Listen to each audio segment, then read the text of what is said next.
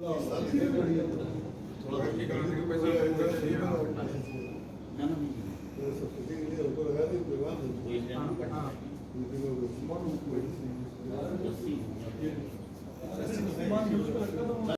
कि अगर जुल्म को छुपाया जाए तो कांग्रेस, जुल्म को दिखाया जाए तो बीजेपी वाले।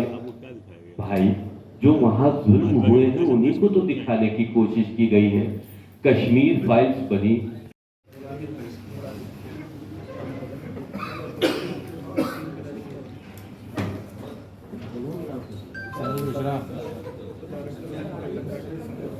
आप लोगों के बीच में आए हैं तो भी बहुत सारी बातें इधर उधर से उठ रही थी, लेकिन उन बातों की परवाह किए बगैर मैं सबसे ज़्यादा धन्यवाद और आभार देना चाहूँगा श्री वसीम रिजवी जी को, जिन्होंने मेरी ज़िंदगी को एक नई दिशा दी। नहीं तो मैं भी वैसी फिल्में बनाता था, नाचने गाने वाली असली फिल्में जो होती थी, कई सारी फिल्में मैंने ऐसी बनाई 10-12। वो सारे फंडामेंटल सबके एक ही हैं। उन फंडामेंटल को जीवन में उतार लेना ही मुसलमान ईमान, यानी मैं पूरे ईमान पे जीता हूँ, ये मुसलमान।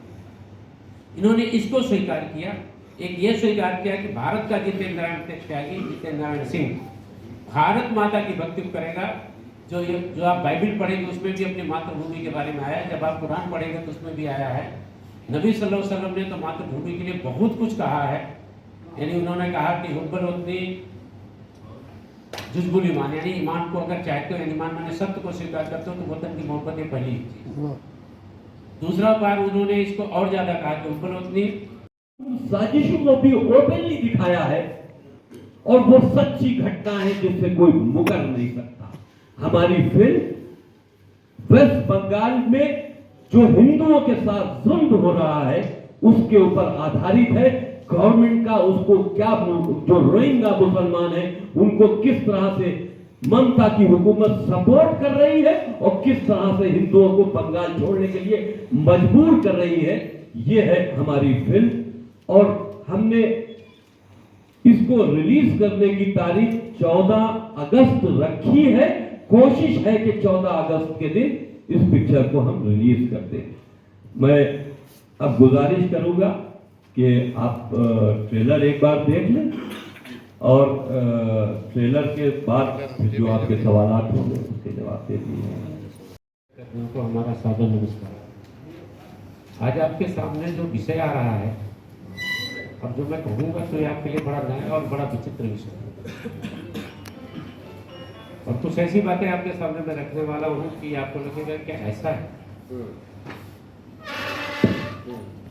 वसीम रिजवी प्रोडक्शन हाउस के द्वारा सबसे पहली फिल्में बनाई गई थी राम की जन्मभूमि,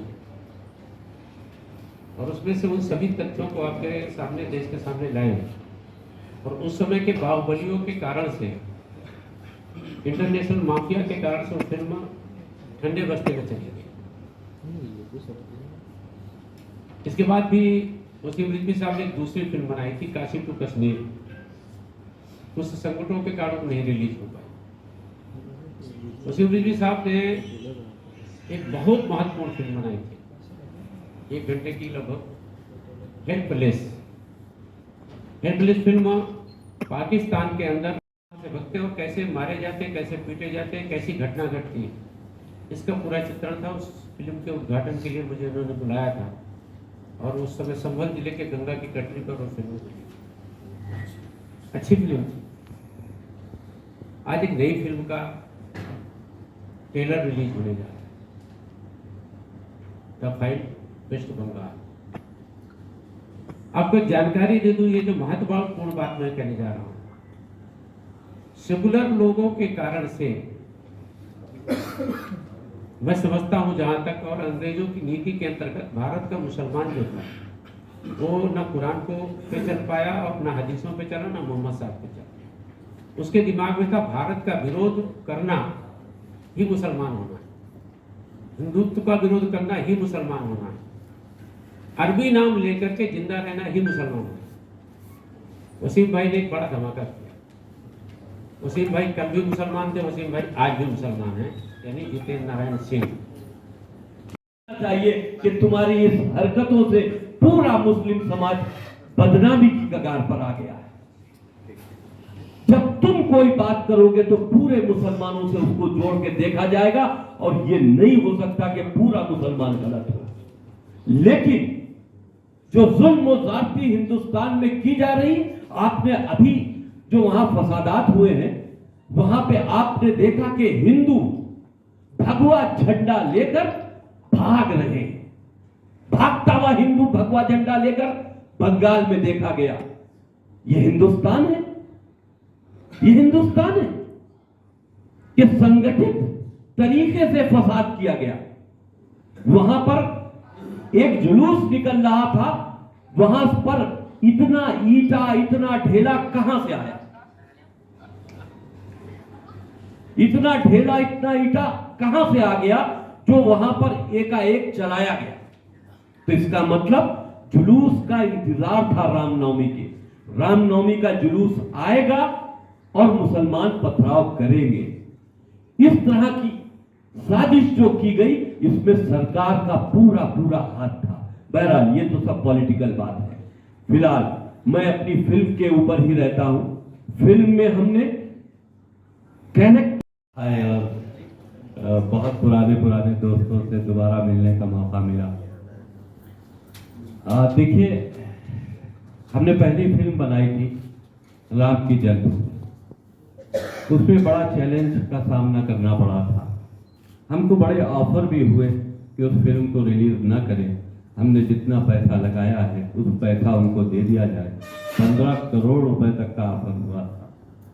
मैंने उस बात की FIR थाना शहादतगंज नहीं, थाना हुसैनगंज में करवाई।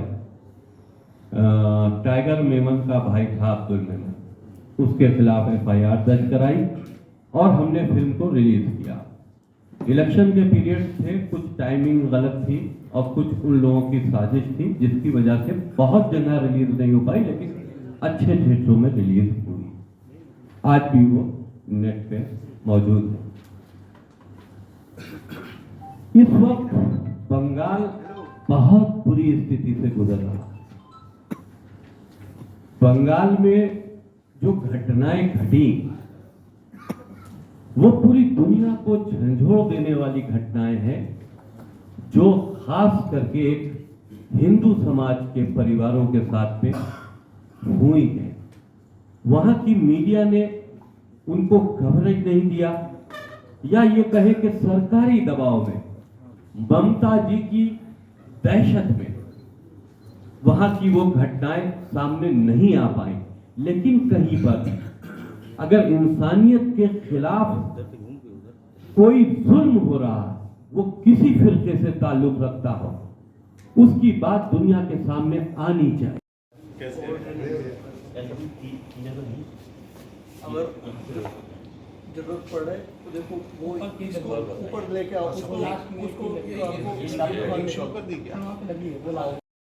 दुनिया में जनता द्वारा चुनी हुई सरकार के राज को कहा गया है, लेकिन इसका एक दूसरा पहलू ये भी है कि अगर बहुमत मुसलमानों का हुआ तो कानून शरीयत का हुआ।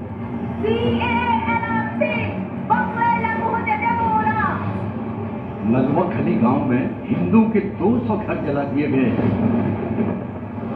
खबर को इस तरह दबा दिया गया कि प्रेस तक को कान खबर नहीं। सरकार से कोई एक्शन नहीं। यहाँ तो गवर्नर को इस मामले में घुसने नहीं दिया गया। CBI को अरेस्ट कर लिया जाता है।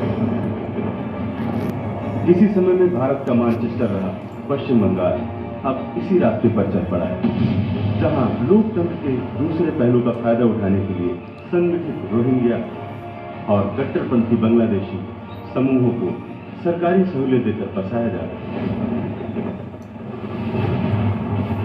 वहीं असंगठित हिंदुओं के लिए बंगाल अब दूसरा कश्मीर बन गया। रोहिंग्या मुसलमानों से ममता की ये मोहब्बत हिंदुओं को अपना घर छोड़ने के लिए मजबूर कर रही है। सीमावर्ती इलाके हिंदू विहीन हो चुके हैं। यहाँ से लाखों लाख बांग्लादेशी और रोहिंग्या घुसपैठिए भारत के कोने कोने में जाकर बस रहे हैं। मतलब एकदम साफ है, संदेश स्पष्ट है। तुष्टीकरण की राजनीति ने हिंदुओं के 30 त्योहारों पर पाबंदियां लगाना शुरू कर दी।